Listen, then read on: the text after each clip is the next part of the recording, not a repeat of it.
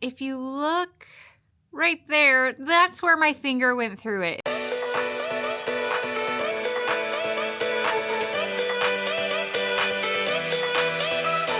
It has been 32 days since I planted all of these seeds, and we are only 3 days out from the last frost date.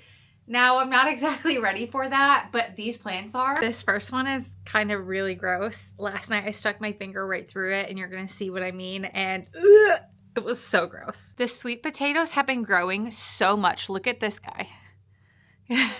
Trying to get more sun. But we have an issue where some of these are starting to die out, as you can see.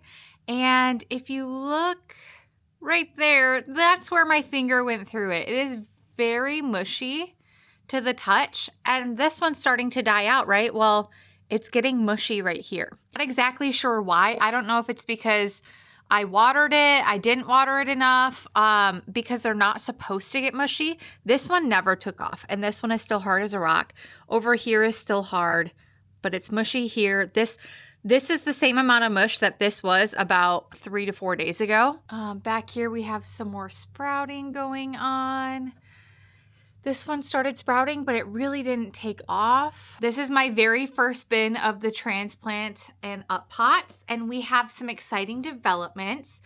I am starting to see little buds on it, and these are the zucchinis that are budding. You can see it in the back there too. It is becoming a jungle, and these ones have not been fertilized with the fish oil yet. But at this point, it's honestly too late to fertilize indoor because the soil is still pretty damp in them. Being that I'm hoping to transplant these in the next 4 days, I am going to wait and fertilize them in their soil when I transplant them. Then we have this egg carton method that's going on, and we are still getting, hard to see, there's so much growth going on, are still getting some that are sprouting, but not many, and they're just not growing very well, to be honest. They probably needed to be up potted, but I didn't have the room for them. Rip to my chart. I don't think I would do this method again personally, but it is still tried and tested, and you can grow this way. It is just not growing nearly as well as the other. This was the batch from our most recent up potting, and some of these tomato leaves look like they are dying out a little bit, which I'm kind of concerned. I don't know why. The soil is very moist still. Maybe that's why, honestly, is the soil is not drying out. It is moist consistently. We're starting to get some secondary leaves in here, or true leaves, I should say, because these are the original sprout. That is what all of these are looking like. And next year, I am going to add a second light to this right here, because way in the back, you can see it's still getting some light, but it's not getting nearly as much. See, that's what it should look like. The self-watering is doing okay, just okay. We have a little bit more growth. Look at this lettuce, the tomatoes. We had a couple more sprout back there. The basil is actually starting to look really good in here. Starting to get and see some more leaves. The rosemary is doing so well. We ended up getting second leaves, and now you can see a set of third leaves coming in. So I love the rosemary in here. I love the basil in here right now. Peat pellets, hard as a rock.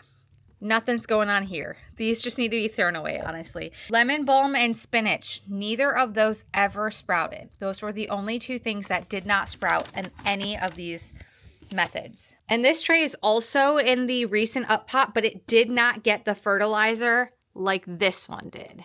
It is doing okay. The chamomile is starting to grow out more. The basil is coming up a little bit more, looking stronger day by day. Broccoli leaves are starting to come up stronger, grow bigger. The lettuce is really starting to take shape. I totally forgot that I planted like 4 different variations of lettuce and only labeled them all lettuce. So I'm not sure which variation is which.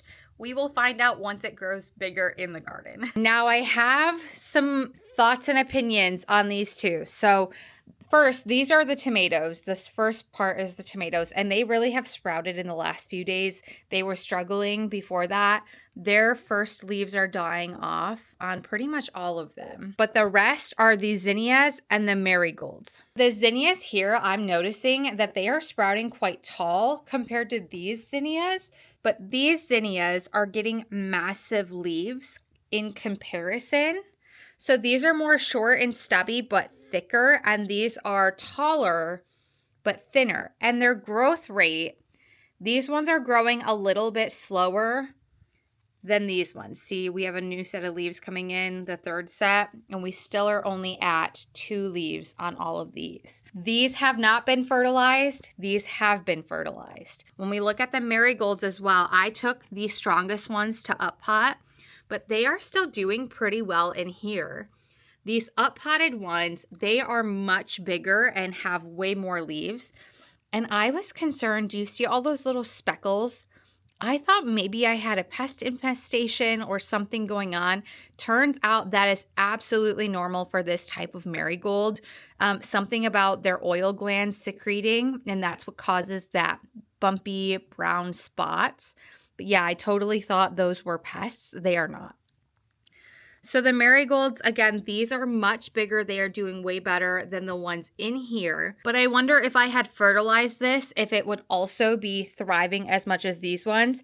Honestly, next year I have decided I will do the chaos tray method with the flowers again, and I will leave them in the tray. I won't up pot them to their own singular cups, but I will fertilize them in the tray because to me, yes, they have a little bit more growth on them and they're a little bit bigger. However, they're not big enough to justify, 2 hours worth of up potting work. Plus, you don't have to start these inside. People direct sow them into the ground as soon as the last frost has happened. So this is all optional to begin with. And I, over the next 3 days before I do transplant them, or however many days until I can transplant, need to start getting these out into the real sunlight for a few hours each day so that when I do transplant them into their garden bed, they do not get sunburned and die from shock and stress. As always, thank you so much for watching. We are so close to being outside in the warmth, in the garden. I can't wait for it.